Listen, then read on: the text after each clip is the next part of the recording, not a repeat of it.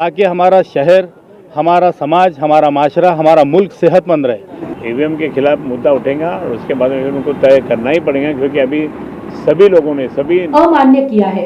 और पीर बाजार सोमवार के दिन ही भरे, रविवार का बाजार रविवार के दिन ही भरे, इस मांग को लेकर एक दिन की छुट्टी आंदोलन महाराष्ट्र राज्य तहसीलदार तथा नायब तहसीलदार संगठन की ओर से किया गया।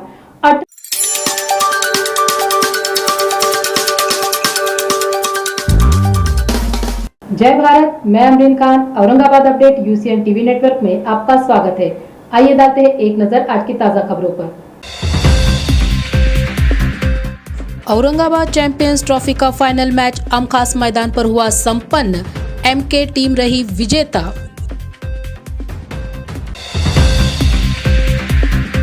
ईवीएम को विरोध करने वाले उपोषणकर्ता को मिला चंद्रकांत खैरे का समर्थन।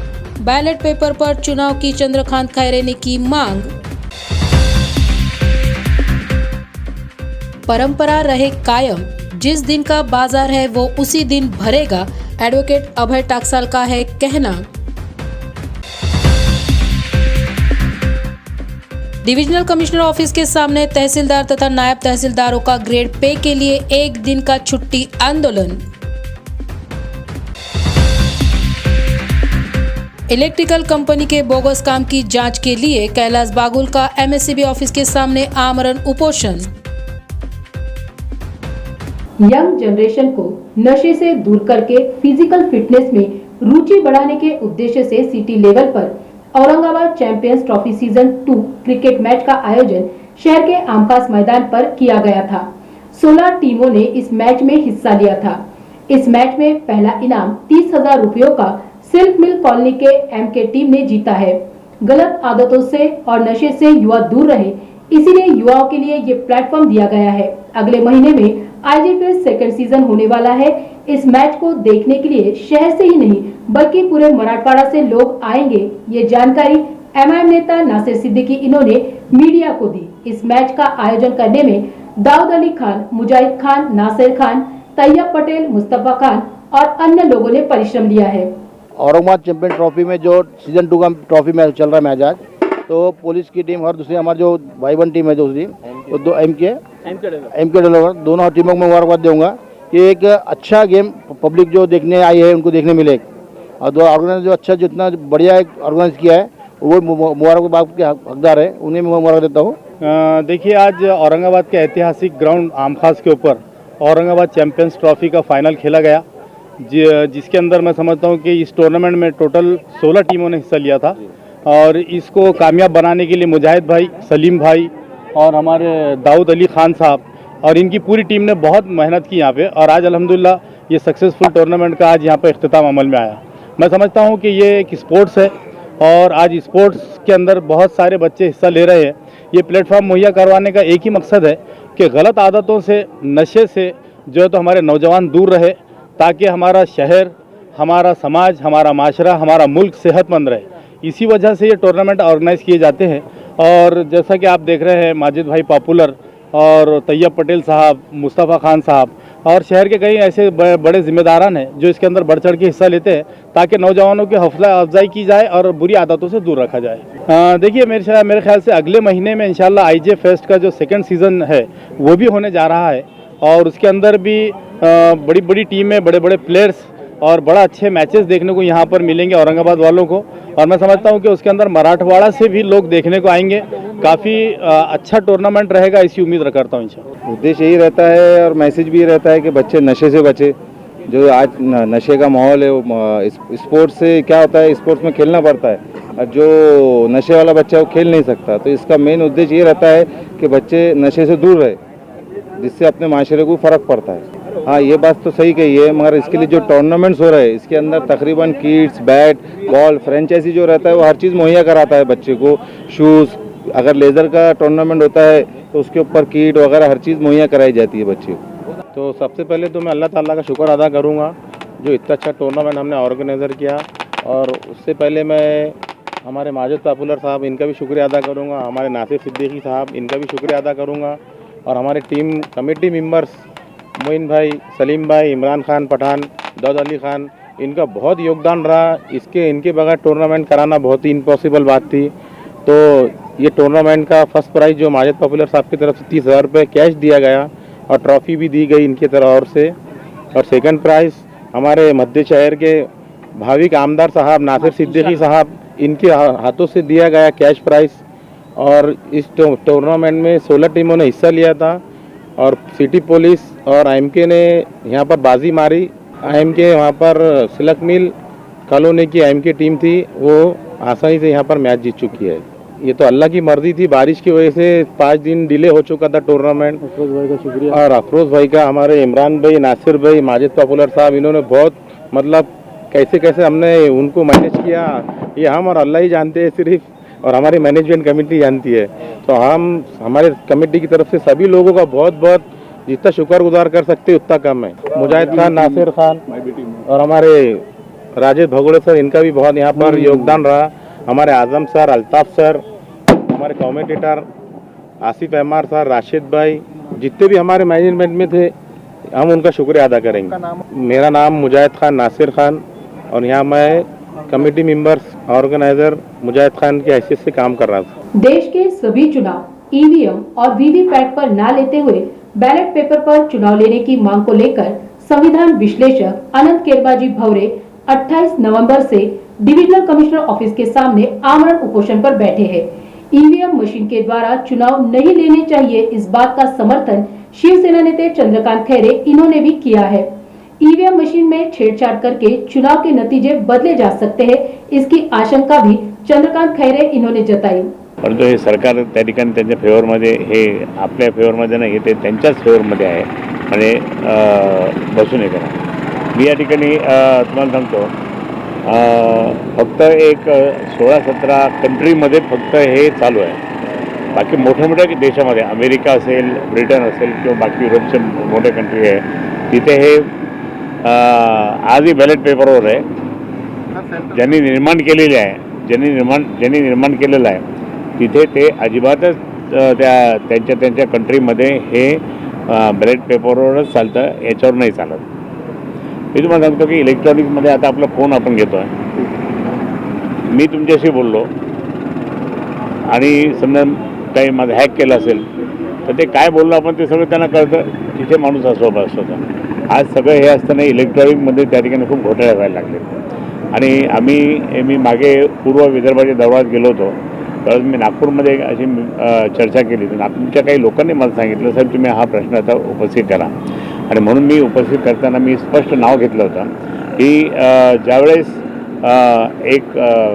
यांचं एक म्हणजे एक अशी एक खोली असते ती आपण त्याला वॉर रूम म्हणू, ते वॉर रूममध्ये समजा आता इथे वॉर रूम लावून तयार केली तर ती वॉर रूममध्ये आणि त्या कनेक्शन नसतं कुठे कलेक्टर ऑफिसमध्ये जे मतदानाची लाईन लागलेली तिथे, मग समजा आता नंदकुमार घोडेले यांनी त्या ठिकाणी तिचा नंबर आला त्याचा, मग त्यांनी कोणाला मतदान केलं हे त्या वॉर रूममधून त्या ठिकाणी सॅटेलाईटमध्ये समजतं। ही खरी घडलेली घटना आहे आणि त्यामध्ये काही पुण्यामधले काही लोक त्या ठिकाणी हे याच्यावर संशोधन करतात, ते मला येऊन भेटले पण होते, त्यांनी सगळं सांगितलं पण होतं असं आहे। आणि बाकीच्या इतर ठिकाणी सुद्धा हे सगळं आता चाललं आहे। आता इतकं म्हणजे सुधारित राज्य कंट्री आहे तिथे आता हे बंद झालं, त्याच्यामुळे तर आपल्या इथं काय कशाला ठेवायचं? बरोबर सर। आता त्या ठिकाणी आम्हाला हे वाटतं की कोणत्याही परिस्थितीमध्ये बॅलेट पेपरनी निवडणुका घेतल्या पाहिजे। बॅलेट पेपरच्या निवडणुका घेताना 2-2, 3-3 दिवस काउंटिंगला बसावं लागतं, हा आता आपलं कर्तव्य आहे। त्याच्यासाठी जर समजा तुम्ही असं करत असेल तर फायदा दुसऱ्याच होतो। आज या ठिकाणी म्हणजे आमचा राग तर त्या ठिकाणी भारतीय जनता पार्टीवर आहेच की त्यांच्या ते ह्या ज्या वॉर रूम असतील किंवा इलेक्ट्रॉनिक आणि सगळ्या दृष्टिकोनातून त्यांचे अनेक जण काम करतात आणि म्हणून अनेक जण काम करून त्या ठिकाणी आता तिन्ही राज्याच्या निवडणुका जे जिंकल्या असेल त्यांनी हे मोठ्या मोठ्या राज्याच्या, त्यामध्ये मग आम्ही जर असा प्रश्न विचारला तर म्हणजे मग इथे का नाही झालं हैदराबादला, तर हैदराबादला का नहीं झालं म्हणजे त्याच्यानंतर हैदराबादला यांचे उम्मीदवारच नव्हते जास्त। ईवीएम के खिलाफ मुद्दा उठेगा और उसके बाद में उनको तय करना ही पड़ेगा, क्योंकि अभी सभी लोगों ने, सभी नेताओं ने, अपोजिशन के सभी नेताओं ने कहा कि ये ईवीएम के बारे में बिल्कुल ये ईवीएम के माध्यम से चुनाव नहीं होना चाहिए। आज माननीय आदरणीय चंद्रकांत खैरे सर या ठिकाणी माझ्या उपोषणाला स्थळी भेट देण्यासाठी आलेले आहेत आणि विशेष म्हणजे त्यांनीसुद्धा त्यांच्या पक्षातर्फे आणि इंडिया आघाडीतर्फे त्यांनी ही पण मागणी उचलून धरलेली आहे आणि येणाऱ्या 6 डिसेंबरच्या इंडियाच्या बैठकीमध्ये त्यांनी ही सूचना त्या ठिकाणी करणार आहेत आणि त्या ठिकाणी चर्चा होणार की EVM हटाव लोकशाही बचाव ही मागणी परिपूर्णरित्या संपूर्ण देशासाठी, लोकशाहीसाठी आणि सामान्य जनतेसाठी फार मोठी आशादायक या ठिकाणी घटना घडलेली आहे आणि त्या माध्यमातून सैरांनी जे आश्वासित केलं आणि या उपोषणाला पाठिंबा दिला त्याबद्दल मी त्यांचे आणि त्यांच्या पक्षाचे आणि सर्व त्यांच्या पदाधिकाऱ्यांचे मी अभिनंदन करतो.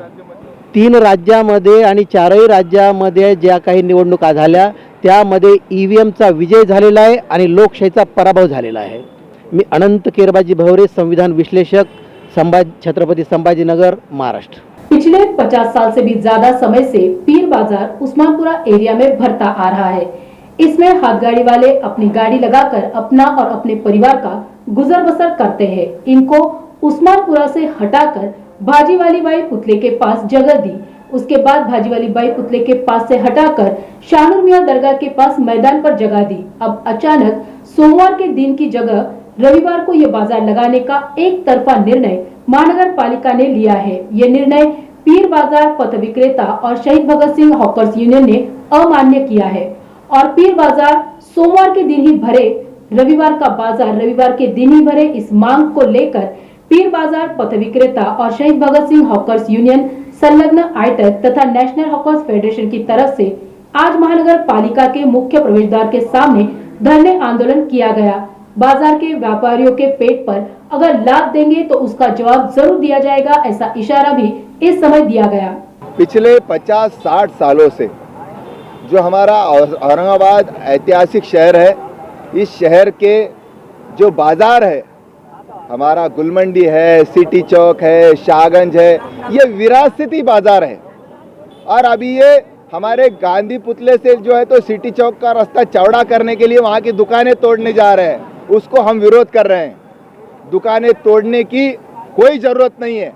अगर सिटी बस की संख्या बढ़ाए और पर्याप्त सिटी बस रखे और मुफ्त सिटी बस रखे तो लोग 2 व्हीलर नहीं खरीदेंगे. पेट्रोल की कीमत बढ़ रही है, 2 व्हीलर भी जो है तो 1 लाख से ज़्यादा बढ़ के कीमत में आ रही है और इसीलिए लोग परेशान है. इन्होंने सिटी बस बंद करे इसलिए लोगों ने मजबूरी में 2 व्हीलर खरीदे. अगर सिटी बस फ्री होती है तो लोग बेच देंगे ये 2 व्हीलर. रास्ते पे आपको ना 2 व्हीलर नजर आएंगी ना 4 व्हीलर नजर आएंगी. ऑस्ट्रेलिया में मेलबर्न नाम का एक शहर है, उस शहर की लोक संख्या औरंगाबाद की लोक संख्या इतनी है और इसीलिए हम ये प्रशासक को, सही तो ये IAS अधिकारी को मालूम पड़ना चाहिए कि मैं क्या कर सकता हूँ. ये जाते हैं विदेश में ट्रेनिंग के लिए, जाके क्या करते हैं मेरा ये सवाल है. जाके खाली घूम के आते क्या? हमारे प्रधानमंत्री भी जाते, जाके घूमते आके, अरे वहाँ से आके कुछ सीखो. और इसीलिए जो हमारा जो पीर बाजार है वो सोमवार को ही भरेगा, क्योंकि गांधीनगर में भी रविवार को बाजार है और ये पीर का बाजार अगर आप रविवार को करेंगे तो एक दिन 2 बाजार रहते और लोग डिवाइड हो जाते. ये व्यापारी रविवार के बाजार में भी जाते और सोमवार के बाजार में भी जाते और दूसरे छावनी और दूसरे भी बाजार में जाते और इसलिए इनका माल खराब हो गया है. इसमें हिंदू है, मुस्लिम है, बौद्ध है, सभी समाज के है और इसलिए पीर बाजार सोमवार को ही भरेगा. प्रशासक को ये बदलने का कोई अधिकार नहीं है. अगर ये पीर बाजार सोमवार को ही नहीं रखा गया तो हम ये बाजार महानगर पालिका के कार्यालय के सामने भराएंगे. अगर यहाँ पर भी नहीं भरने दिया तो जी श्रीकांत के घर के सामने भराएंगे. ये हम इशारा देते हैं. और ये वार बदलने से, दिन बदलने से बहुत नुकसान हो गया. पहले ही धंधा नहीं होता है. ये गरीबों को देने वाले, गरीबों को बेचने वाले, बाजार में कोई अमीर आदमी नहीं जाता. अमीर आदमी मॉल में जाता है, गरीब आदमी ये सब बाजारों में जाता है, वहाँ पे मोल भाव होता है. शाम के टाइम गए तो सस्ता भी मिलता है और इसीलिए ये जो बाजार है हमारे गरीबों के लिए सहूलती बाजार है. और इसीलिए छावनी का बाजार, रविवार का बाजार और पीर बाजार, ये बाजार जो है ये हमारे गरीबों को जिंदा रखने वाले बाजार है और इसीलिए उनका भी नुकसान हो गया और ये व्यापारियों का भी नुकसान हुआ है. लाखों रुपए का नुकसान हो गया और इन्होंने पहले मीटिंग लेना चाहिए था. शहर पथ विक्रेता समिति की मीटिंग होना चाहिए थी। वो मीटिंग में उन्होंने प्रस्ताव रखना चाहिए था। हम अगर मंजूरी देते तो तभी होता था। ये उन्होंने नहीं करे। उनको कानून पढ़ने को किताब भी दिया था हमने, वो किताब पढ़ो। आज भी हम बोलेंगे, अगर आज के आंदोलन के बाद अगर उन्होंने ये मांग पूरी नहीं करी तो हमको अगला कदम उठाना पड़ेगा। मेरे उनसे हाथ जोड़ के गुजारिश है, हमको कोई शौक नहीं है आपके खिलाफ बात करने का। आप अगर हमारी पूंछ पे पैर देंगे तो जवाब तो मिलेगा। आप हमारे अगर गर्दन पे पैर देंगे तो जवाब तो मिलेगा। आप अगर हमारे पेट पे लात मारेंगे तो जवाब तो मिलेगा। यही हम कहना चाहते हैं। मैं एडवोकेट कॉमरेड अभय टकसाल, शहीद भगत सिंह हॉकर्स यूनियन का अध्यक्ष हूँ। खबरें अभी और भी है, वक्त हो रहा है एक छोटे से ब्रेक का। मिलते हैं ब्रेक के बाद। रिलायबल इंटरनेट की है तलाश, तो जुड़िए यूसीएन ब्रॉडबैंड के साथ, जहां मिले आपको 10 MBPS से 1000 MBPS हाई स्पीड इंटरनेट। शुरुआती पैकेज सिर्फ 250 रुपए से। पर चलाना है घर का हर डिवाइस एक ही स्ट्रीमलाइन कनेक्शन के साथ, तो सजेशन है हमारा, चुनिए minimum 100 MBPS truly unlimited plan. Choice आपकी, सर्विस हमारी। UCN broadband, let's get connected. Break के बाद फिर एक बार आपका स्वागत है। नायब तहसीलदार राजपत्रित क्लास 2 ग्रेड पे की मांग के लिए जिले के सभी तहसीलदार और नायब तहसीलदार एक दिन के छुट्टी आंदोलन पर बैठेंगे। इस मांग का निवेदन महाराष्ट्र राज्य तहसीलदार तथा नायब तहसीलदार संगठन की ओर से डिविजनल कमिश्नर को दिया गया। डिविजनल कमिश्नर ऑफिस के सामने आज एक दिन की छुट्टी आंदोलन महाराष्ट्र राज्य तहसीलदार तथा नायब तहसीलदार संगठन की ओर से किया गया। 18 दिसंबर तक अगर मांग पूरी नहीं हुई तो 28 दिसंबर से पूरे महाराष्ट्र राज्य में काम बंद आंदोलन का इशारा इस समय दिया गया। जो नायब तहसीलदार क्लास 2 गैजेट क्लास 2 पोस्ट है, वहाँ पे 4800 सब लोगों को, सब ऑफिसर जो है गैजेट क्लास 2 उनको 4800 ग्रेड पे है। लेकिन महाराष्ट्र में जो नायब तहसीलदार है उनको गैजेट क्लास 2 होने के बावजूद भी वो 4300 ग्रेड पे है। वो 4800 करने के लिए हमारी मांग है। अभी जीआर पॉजिटिव है, महसूल मंत्री जी, माननीय उप मुख्यमंत्री जी इस बारे में पॉजिटिव है, लेकिन वो जो वित्त विभाग से जीआर निकालना चाहिए था वो अभी तक निकला नहीं है। अभी 18 दिसंबर को हम एक बार याद कर देंगे, फिर 28 दिसंबर तक जब जीआर नहीं निकलेगा तो इसके बाद भी हम काम बंद आंदोलन करेंगे पूरे राज्य में। स्वरूप कंकाळ, तहसीलदार खुलताबाद, जिला अध्यक्ष तहसीलदार नायब तहसील संघटना छत्रपति संभाजीनगर। किरण इलेक्ट्रिकल्स इस कंपनी ने किए बोगस काम की जांच करके कानूनी कार्रवाई करने की मांग का निवेदन कैलाश कड़ुबा बागुल, रहने वाले स्वामी समर्थ नगर, लाड़गांव रोड, वैजापुर, इन्होंने महावितरण कंपनी के सह व्यवस्थापकीय संचालक को दिया है तथा मांग पूरी होने तक कैलाश बागुल आमरण उपोषण पर बैठे हैं। कॉन्ट्रॅक्टर आणि जे अधिकारी यांची जे सावळा गोंधळ चालू आहे तो उघडकीस केला आहे। तर मी ज्या कामाचा अधीक्षक अभियंता ग्रामीण यांना मी तक्रार केली होती, त्या तक्रारीच्या अनुषंगाने त्यांनी अहवाल पण सादर केलेला आहे। पण मी त्या तक्रारीमध्ये असं सांगितलं होतं की काम पूर्ण न करता त्या ठेकेदाराला आपल्या अधिकाऱ्यांनी बिल का दिले, काम पूर्ण न करता त्या अधिकाऱ्यांनी संबंधित ठेकेदाराला कामाचं बिल का दिलं त्याची मी तक्रार केली होती। पण त्यांचा अहवाल मला मिळाला आहे, पण त्या अहवालामध्ये त्यांना बिल का दिले आणि दिले नाही याचा खुलासा त्यांनी केलेला नाही आहे। त्याच्यामुळे मी आज या ठिकाणी प्रादेशिक कार्यालयासमोर महावितरण इथं बसलेलो आहे। जोपर्यंत त्याच्यावर कारवाई होत नाही तोपर्यंत मी इथं उपोषण माझं चालू राहणार आहे। त्यांनी कृषी ग्राहकाचे वीज जोडणीचे काम घेतलेलं होतं। त्यांनी त्याच्यामध्ये जे ट्रान्सफॉर्मर बसवतो आपण HOD जी स्कीम म्हणतो महावितरणमध्ये, तर त्या ग्राहकाचे काम अधुरे असताना ठेकेदाराला बिल दिले संबंधित अधिकाऱ्यांनी, त्याची ही तक्रार आहे माझी मागणी जर पूर्ण नहीं झाली तर मी उपोषणालाच बसणार आहे। माझं नाव कैलाश बागुल, वैजापुर। और इसी के साथ ये समाचार यहीं पर समाप्त होते हैं। कल फिर मिलते हैं, तब तक के लिए देखते रहिए Aurangabad update UCN TV network.